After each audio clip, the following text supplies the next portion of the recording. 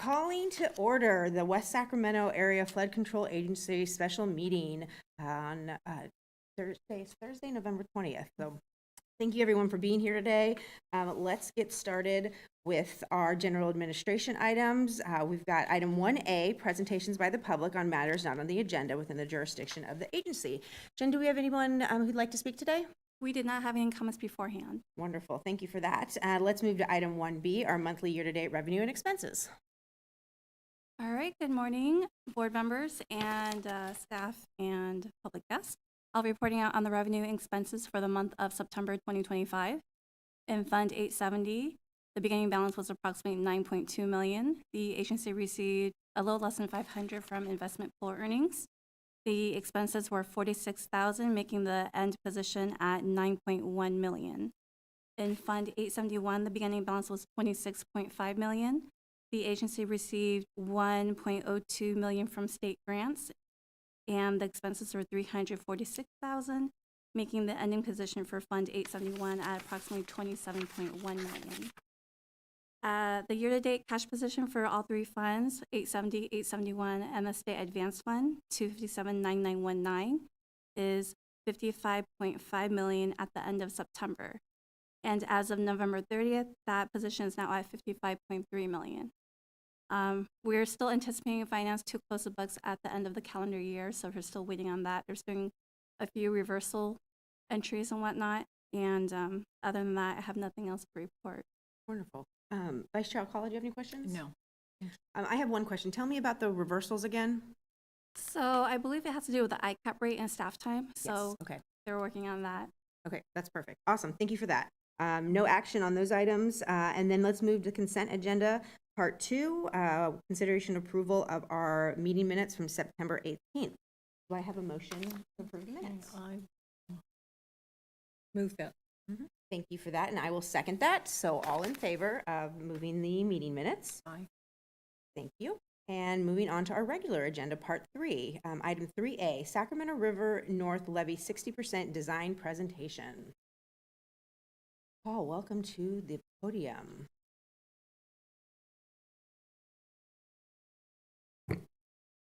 I just prefer to present from here. I like you being in front of us as well.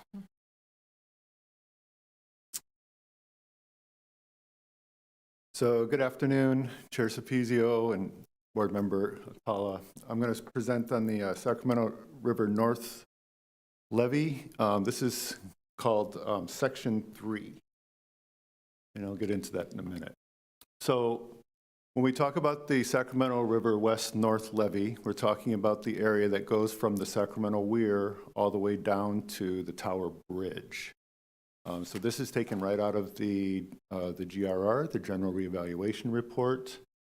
As you can see in that segments, the Corps has divided this particular reach into a number of various segments.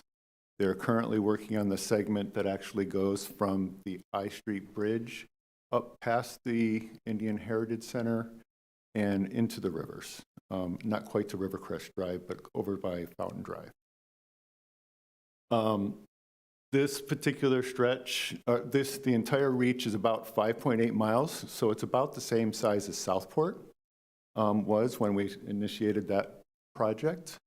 However, when we did Southport, we did it all at once. This is going to be done under at least 5 different contracts. They've divided it up into contracts that deal with seepage and erosion. So there's 2 seepage contracts. One is that we're going to discuss today. One has been put on hold due to some of the reductions in force at the Corps. And then there's 2 erosion contracts. Those are going to be led up by the St. Paul District. The St. Paul District of the Army Corps of Engineers has extensive experience along the Sacramento River, having worked with Wsafca over a number of years. So as I said, this segment stretches from the I Street to the Rivers community. There's a number of elements that are common or evident through this reach. This is where the new C Street Bridge is going to land. This will affect the Broderick Boat Ramp park area. And it will also affect the state parks lands where the future Indian Heritage Site is going to be. So when it comes to the Army Corps' design, all the principal design considerations for the Army Corps is that we have a levee prism that has a 20-foot wide slope, 20-foot wide crown, 3-to-1 slopes, as well as has landside and waterside maintenance roads when possible. If you know some of this area, that's going to be somewhat difficult just because of it's in an urbanized area. Parts of the area also are fairly high ground. There used to be a lot of shipping upriver from the Broderick boat ramp, and so you can see remnants of some of the old railroad tracks, et cetera, there. This is my AI-generated levee prism. I just thought I'd throw that in there as a visual context. I have to say, I think it's inferior to some of the ones that our graphic designers have put together in the previous slides. So, looking at current design recommendations for this reach after having gone through geotechnical analysis, seepage and stability modeling, there are 3 principal design recommendations that come from the Army Corps' current 60% design. They include slope flattening, crown widening, and installation of cutoff walls. So let me start off with the cutoff walls. Cutoff walls are recommended in 2 separate areas. One of them begins in the rivers and continues downstream towards Lighthouse Drive, and then it abruptly stops. There's a big land area at that location of the levee. I'll have a picture for you in a minute. And then the other one is from the bend at the Broderick boat ramp, coming all the way through the I Street Bridge. That wall will be a very deep wall, 75 feet below ground surface. It will also connect up with the wall that will be put in place by the designers in the construction of the actual the bridge replacement, the I Street Bridge replacement. So just for context, this is the cutoff wall design that's going to happen. Like I said, you can see where it kind of falls over by Fountain Drive and then coming over towards Rivercrest. You also see that there's going to be some challenges here because of the urbanized nature of this area. There are apartments that are really close up to the levee. Not a whole lot of room there, so that's something that will be a challenge moving forward. I'll be talking about that a little bit later too. And then the other cutoff wall and levee realignment occurs, as I had said, beginning at that bend from the Broderick boat ramp all the way down to I Street. Levee realignment. So, as you may be aware, so as you can see, all of the vegetation on there, most of those are trees. There's quite a bit of trees that are on the levee slope at this when you go just north of the Broderick boat ramp. And to avoid some of those trees, what we've come up with is to move the levee alignment closer to the river, still quite a ways away, but to try to avoid those trees so that we can still achieve operation and maintenance corridors on either side of the levee. This will further impact some of the Broderick boat ramp park area.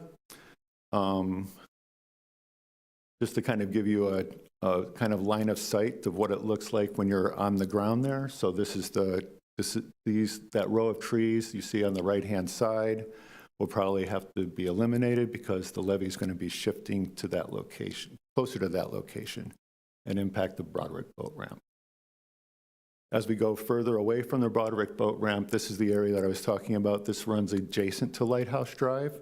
You can see the very large and older trees that could be affected if we were going to use that particular alignment in its current form to improve. So that's another reason for the realignment.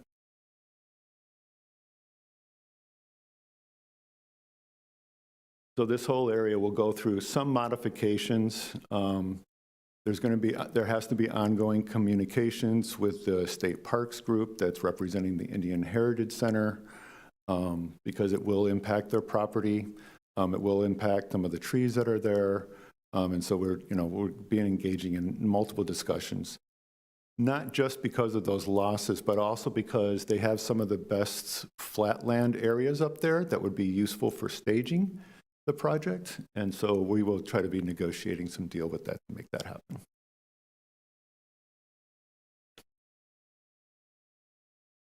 So I just wanted to present some of the challenges. Again, you can see this shot is where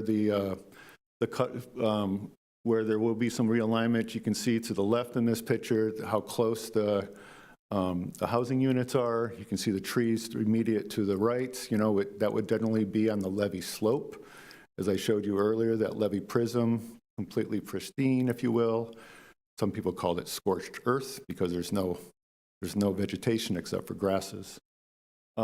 This will cause some conflicts with the construction of the C Street Bridge. We may be going to construction, very well could be going to construction in the same seasons. So that's going to be some challenges in terms of where we're able to stage for the project, and how the workers are going to be able to do each of their separate jobs moving forward. There will be disruption to the Rivers community when this happens also. There will be truck traffic, there will be dirt hauling, there will be tree removal, and like I had said previously, coordination with the state parks for the staging areas. In terms of utility relocations, their Corps had hired a separate, they hired AECom to look at the number of utility relocations. There are 72 perforations through this section of the levee. That includes things like 4 fiber optic lines. There's a number of old irrigation lines, water lines, a high pressure gas line, and all of those utilities are going to have to be relocated in some fashion. Well, not all of them. Most of them are going to have to be relocated in some fashion. And we're in discussions with the Army Corps and the design team to try to have some utility corridors to make that process easier in terms of building the levee, including the walls, as well as for future maintenance problems that may occur at the levee. And lastly, I just wanted to talk a little bit about schedule. I know that we talk a lot about schedule in our meetings because I'm always trying to get it to go a little bit faster, but there are there's a lot of check boxes that we do have to get through.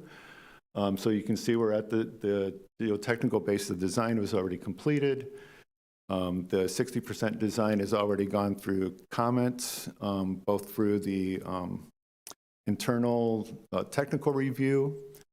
It's been sent to the non-federal sponsor. We're in the process of closing out comments. There are over 200 comments that came from the Department of Water Resources on these plan sets, so that process is not going very fast. But the next design milestone that we're looking for is a 90% design. Between 60 and 90, the environmental documents will be kicking off. The Corps is already anticipating that this will be they will come up with what's called a FONSI, a finding of no significant impacts when it comes to getting the NEPA document completed. Once we also get to 90%, the Army Corps of Engineers sends us what's called a take letter. The take letter is an indication that we can begin property acquisitions for the project. They do that also for the utility relocation. So both of those items, I think I've mentioned to you previously, are the responsibility of Wsafca in concert with the state of California. Then we see coming into 2020, at this point, final plans and specifications will be completed in the spring of 2027.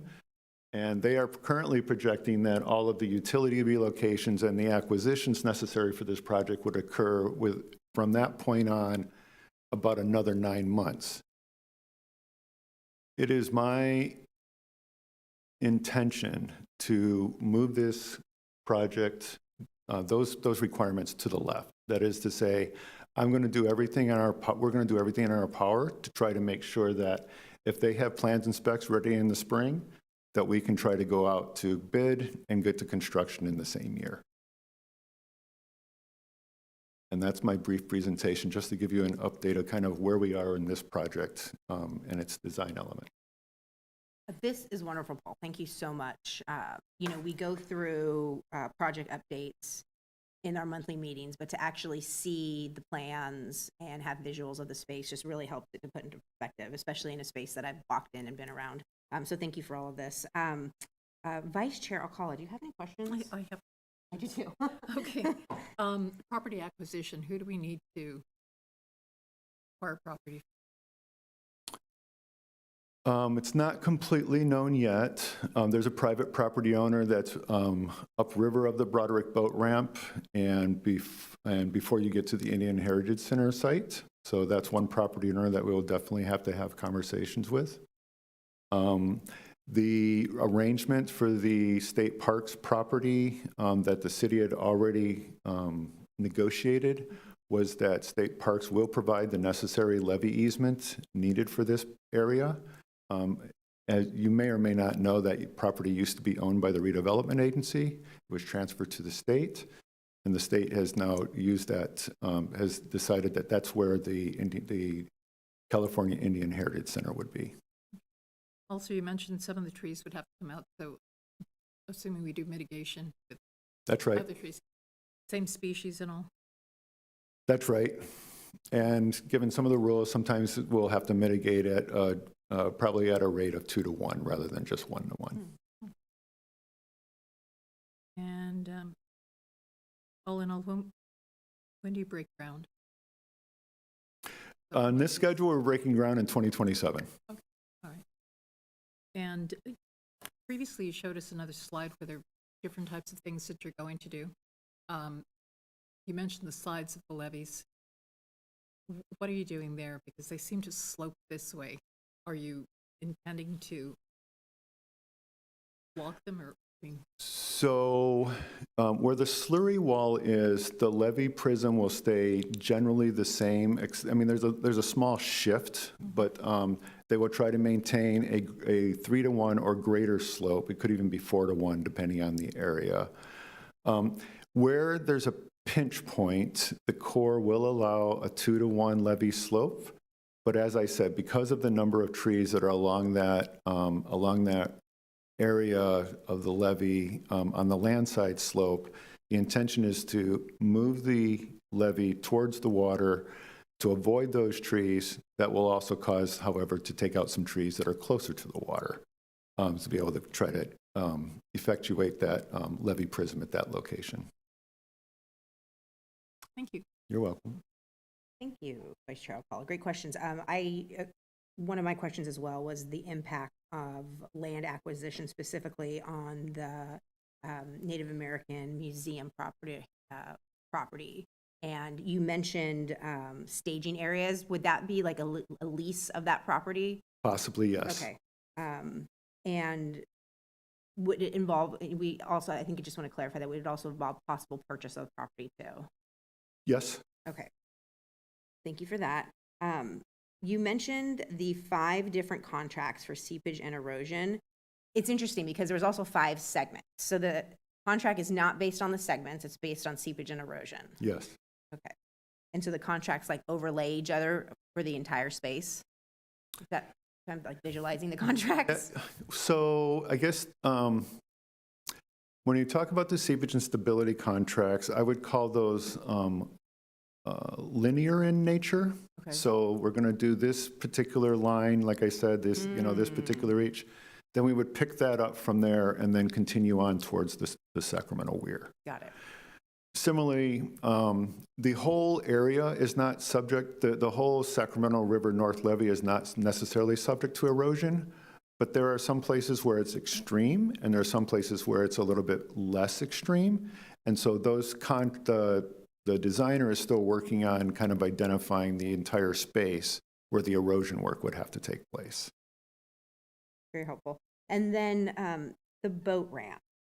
So I'm envisioning this space after touring the Southport Setback Levee, and there's no access to the water on the Southport Setback Levee, but we have access to the water through the Broderick Boat Ramp. Yes. And when I was visualizing, when I saw the pictures, confirming that The Broderick Boat Ramp will remain with the space, the parking, all the security there, and the levee sits behind that space, and all the walls are built behind the entrance.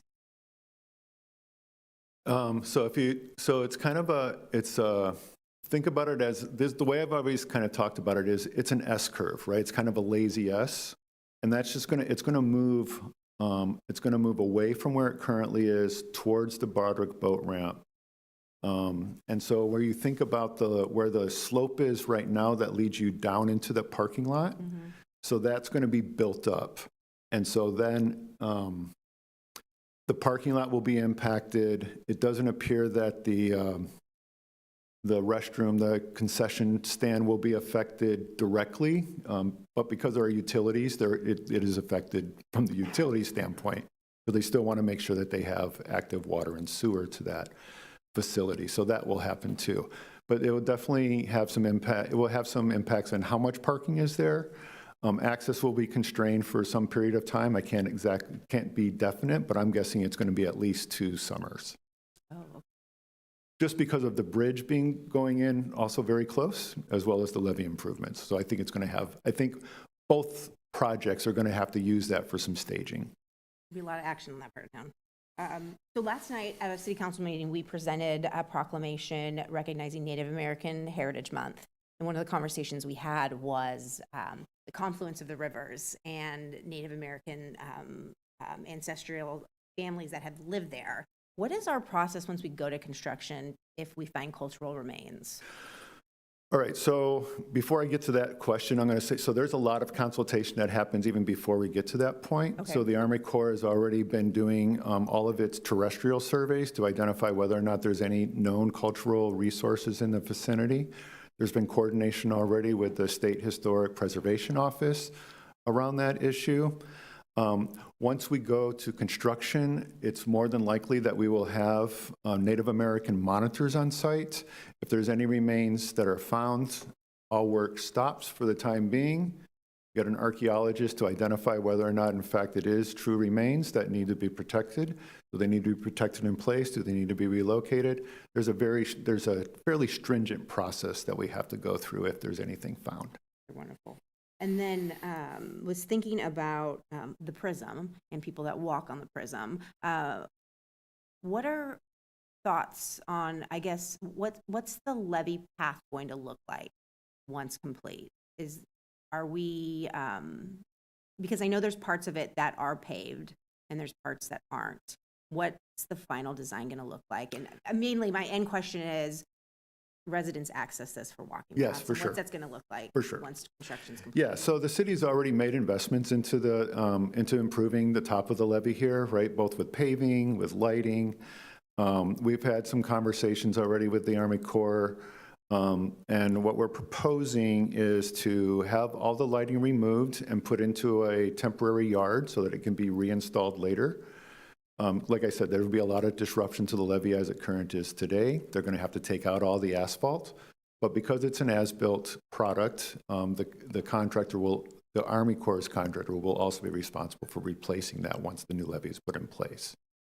Wonderful. Okay, and then one last question. Thank you for indulging me. You mentioned quite a bit of disruption to the Rivers community. What type of community outreach do we do leading up to construction of this? Well, I haven't done it yet, but so we're working into that mode. We've had numerous conversations with the Homeowners Association and with the management group, mostly for rights of entry, for the purposes of doing testing in the field.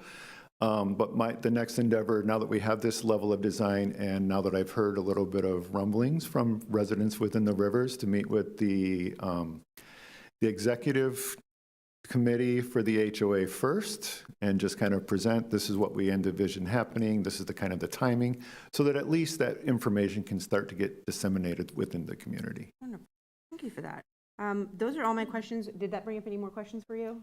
No, but I just wanted to clarify something real quick. Yeah, please. What the Rivers does, we have a newsletter that goes out. Usually we get that information. Great, yeah, let everybody know that's coming because it seems like that will be quite a disruption. Jen, do we have any public comment to speak on this item? Wonderful. I think there's no action on this, correct? This is just a presentation? Just a presentation today. Wonderful. Thank you, Paul, for all your work on this and the entire team for the design. This will continue to be in our project updates, and so we'll get regular updates on this in our meetings, correct? That's right. Wonderful. Awesome. Thank you Thank so you. much. And the next item on our agenda is 3B, discussion of member-at-large application ranking and appointment to the agency board.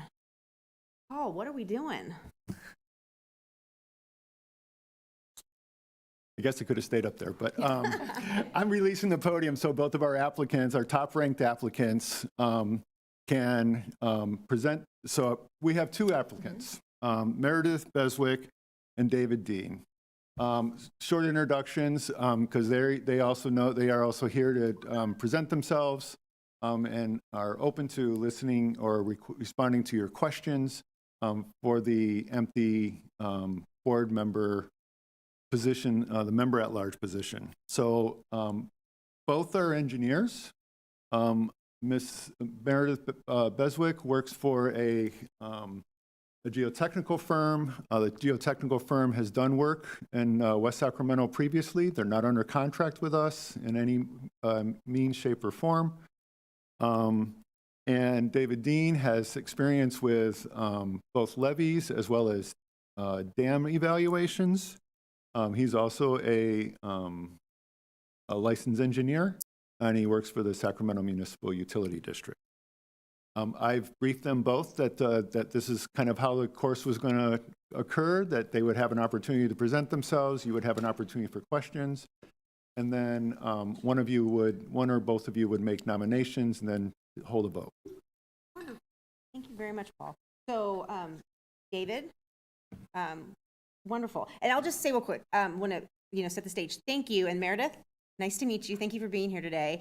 This is the first time we've gone through a process like this with this board, and so thank you for being flexible with us as we're going through this. But I appreciate you being willing to serve on the board and taking the time to complete the application. I think it's very exciting, the technical expertise that we had that was interested in this position, and so we'll talk a little bit more about that.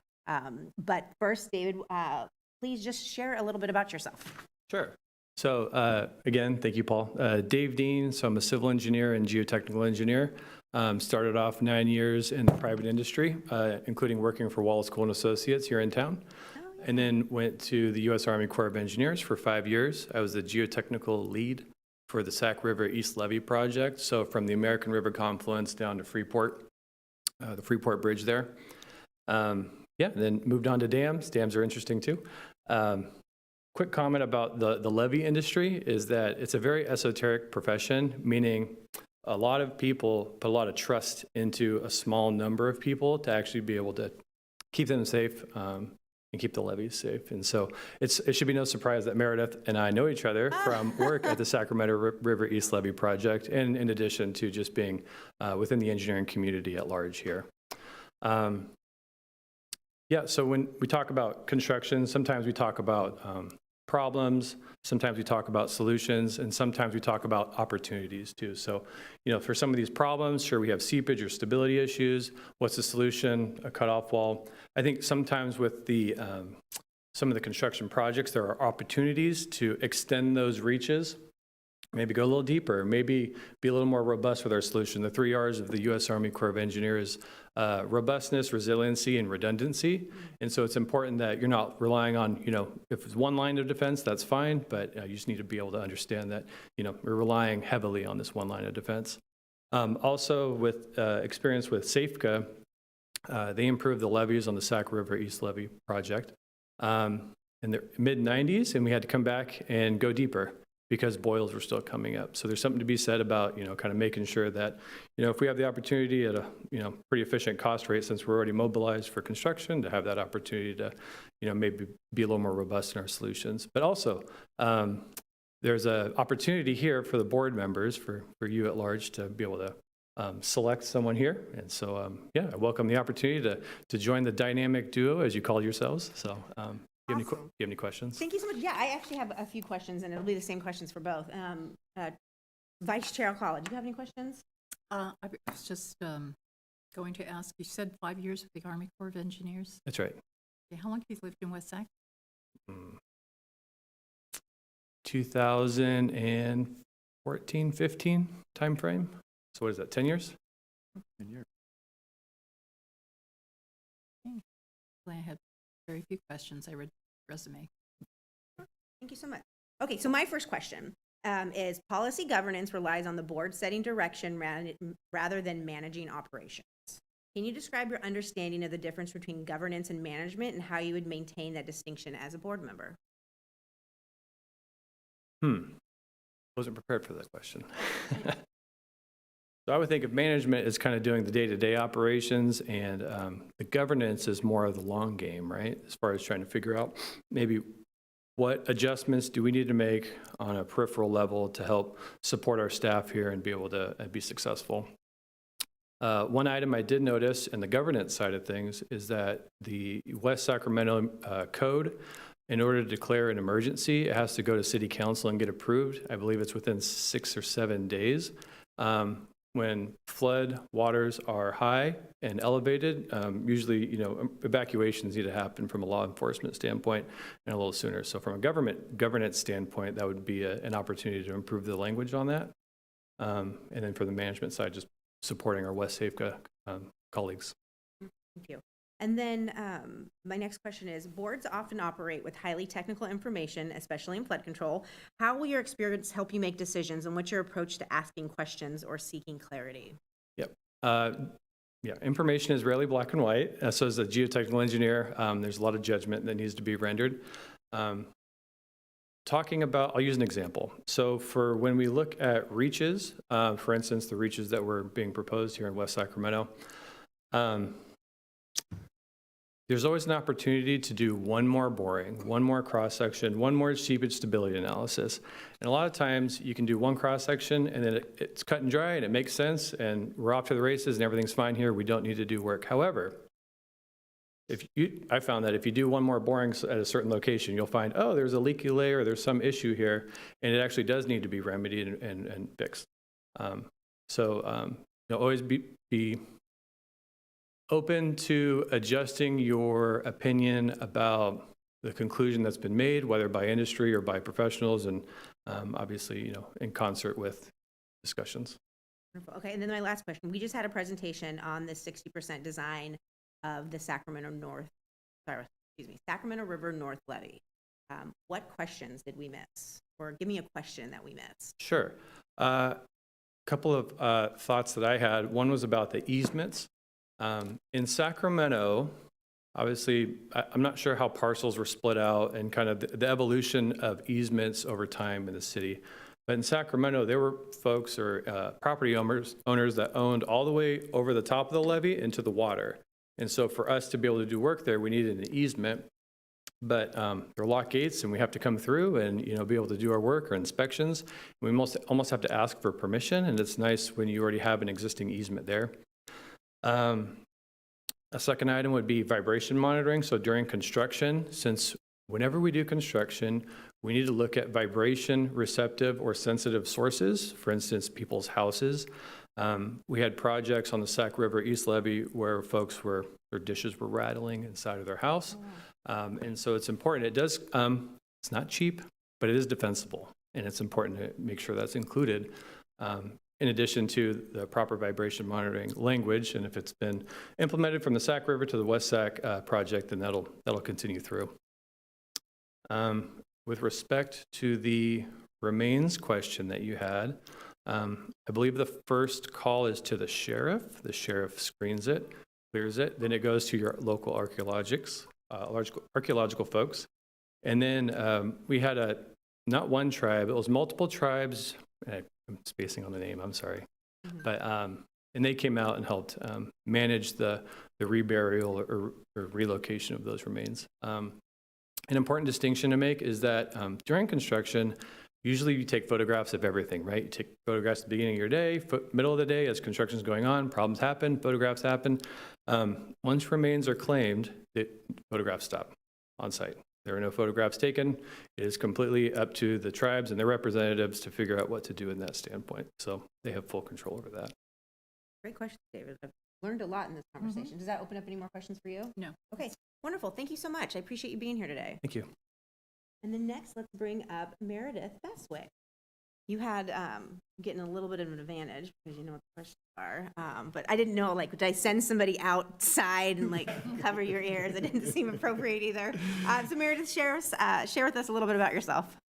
Hello, thank you for having me here. I have a little bit of a hoarse voice, but I'm feeling fine. Anyway, thank you for having me. And so I've been working on levies since about 2017. I moved to Sacramento, and then I moved to Wsafca in 2019. I've been working with the same geotechnical engineering firm on levies, which has given me a lot of opportunities, diverse opportunities to work with a bunch of entities like DWR, the Sacramento Area Flood Control Agency, Army Corps of Engineers with David. Yeah, so I've been doing geotechnical investigations and conceptual designs and observations during construction, and then doing the as-built and the levy certification afterwards. So I've kind of seen the whole process all the way through, and I think that helps me see, you know, all the challenges. I mean, obviously, there's always more to learn, but yeah. Wonderful, thank you. Okay, so let's get, keep forgetting our titles because we go from council okay. members to this. I think you had some very good questions. Vice Chair O'Connell, you mentioned how long you'd been here, which was that question earlier. So I'll go to the questions as well. So policy governance relies on the board setting direction rather than managing operations. Can you describe your understanding of the difference between governance and management and how you'd maintain distinction as a board member? So I think of management more as like the future, like you're setting the goal and the precedent, and looking for opportunities to improve, versus like governance is, you know, what we have in place already. So. Awesome, thank you. And then boards operate with highly technical information, especially in flood control. How will your experience help you make decisions, and what's your approach to asking questions or seeking clarity? So similar to David, engineer, scientist, I rely on facts. And then if I don't know other people's expertise, and so I ask them to teach me, to educate me, to give me the information they have, and then what they don't know, and being very, very clear about that, black and white, like, do you either know or you don't? And then coming together as a team, and do we need to get more information or not? Yeah, I feel like it's that simple. It's just, you know, ask if you don't know, make sure we can identify the experience if we don't have it in the room with us. Wonderful. And then the final question, taking us back to that 60% design for the Sacramento River North levee, what questions do you think we missed? Yeah, David had a lot of good ones. The other ones that I've seen come up are, I know you mentioned public outreach, but just community events that are going to take place during construction. There have been some delays, like the construction had to pause because there was a huge concert. And then haul routes impacting the people, and then the haul routes also can damage, you know, your paths or the roadways that they take onto the construction site, and then cause dust, and that can cause complaints as well too. So yeah, noise, work limits, like work hours of operation, but yeah, and then I mean, just they're at 60%, so I guess I could see things changing. That was the other thing I was thinking, is it's good to hear where they're going, and that's a high probability, but it's, I don't know, there's a likelihood that things could change because there's still a lot of review that has to happen. Does that open up any more questions for you? It's fine. Awesome. Thank you so much, Meredith. Thank you. And now we get to do the awkward portion, and I'll just mention the elephant in the room, talk about you both as you sit right here. Because now this is the only time that we have the opportunity in the public meeting to discuss our applicants. I'll just say I think we have two incredible applicants. I was going to say the same. Would you like to make a motion for the our appointment to the agency board? Yes, I would. I would like to make a motion for David Dean to be the Our third person. Somebody to join the dynamic duo will be the dynamic trio, and I will second that motion. So all in favor? Aye. Wonderful. So David, welcome. And Meredith, thank you so much for your application. I hope you continue to apply to commissions, and we'll find a space for you here in West Sacramento. Wonderful. What else do we need to do, Chief? That's really that's the process. So you'll be fulfilling a 2-year commitment. If we have a meeting next month, he can assume that chair in December. And then this process will go on again in 2 more years. Does he get sworn in? Do we swear? Do we swear in? I don't know how, that part's a little foreign I to don't me think they get because sworn- he's really, I don't think City so council either. members get sworn in. I don't think Yeah. commissioners get I sworn in. don't think they do either. All I right. think he assumes the chair. But if you want to swear in, we will do that. Bring your family, we'll do a whole event. Awesome. You are welcome to stay for the remainder of the meeting, or you can leave as well. So thank you very much. So we will move on to item 3C, our Wsafca project updates. Thank you both for deliberating on this today. I really appreciate it. It's also my great pleasure to introduce to you 2 new employees that are joining the flood team, Andrew Ferris and Ryan Tevis. And so I've asked both of them to come up to the podium and just give you a few words about their backgrounds and how what they're going to be doing as part of the flood team. Yeah, you guys can go in order, whichever order. Good afternoon. My name is Andrew Ferris, flood protection planner here with the City of West Sacramento. About a month into the position. Really happy to be here. Previously, before this position, I worked for the U.S. Department of Agriculture in flood protection as well as agricultural water management. A lot of times working with cities, small counties, and communities on rehabilitating dams, installing levees, kind of a similar work but at a smaller scale. So I have a good understanding of kind of what we're up against in this scenario. I'm originally from Sacramento so I'm really dedicated in protecting life and property here in the region.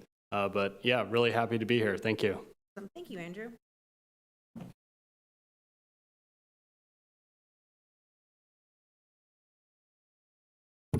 Hi there, commissioners. Ryan Tevis, so you guys may recognize me from Capital Projects. I've been up here a few times to present on projects from the engineering division.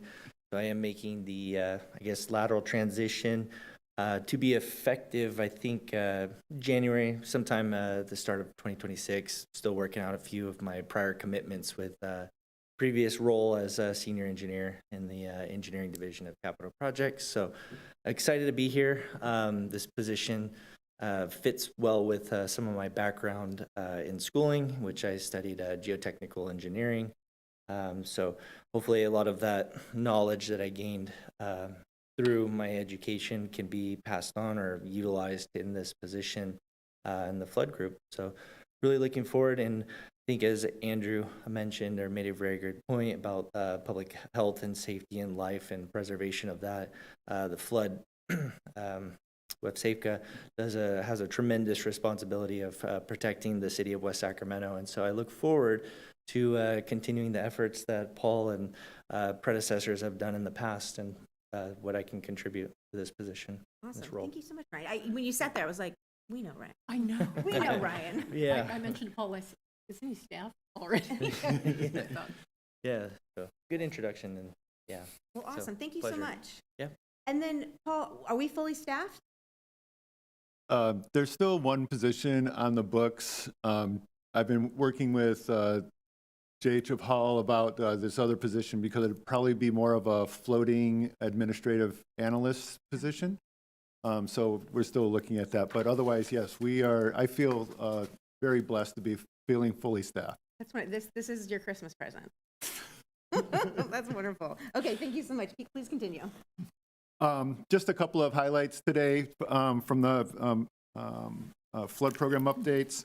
The Southport floodplain restoration and mitigation areas, that contractor, River Partners, has fulfilled their obligations and is working on demobilizing, so they're pulling all of their irrigation equipment out. We feel that the property, the mitigation areas are going to be able to survive on their own. That will so because we're no longer having an active consultant or contractor working on that property, it'll transition to a land manager. And so Andrew will lead that process in terms of turning the property over to a land manager for its long-term use. Remember, that mitigation is meant to mitigate not only the Southport Levee Improvement Project, but also future levee projects that will be happening throughout the rest of the city. So moving on to a new phase for the mitigation area. Over on the Yolo East Bypass Levee South, because of the temporary fix, this levee segment had a PG&E pole that was providing power to a pump station that was operated by the California Fish and Wildlife Agency within the Dick Fazio Wildlife Area. I'm happy to report that a new pole has now been installed, and now electrification has gone back to the pump station over the new levee, and they can take away the temporary power, which was causing us, a certain amount of costs. So now that power has been reestablished, the levee work still needs to occur, but at least the utility relocation is complete. On the other project on the Yolo Bypass and the North Levee, this is the pump station that's essentially somewhat close to behind the new Corp Yard, the Public Works Corp Yard.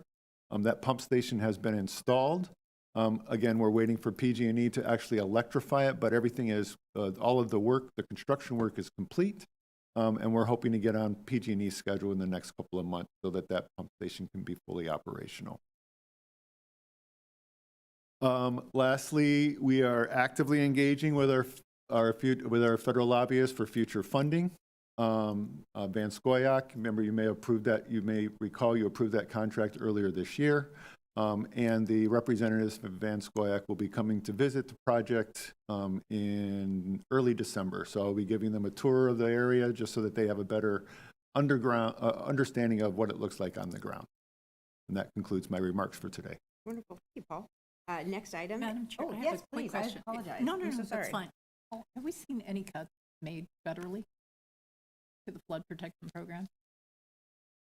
Yes. So in the last, both in the last president's budget,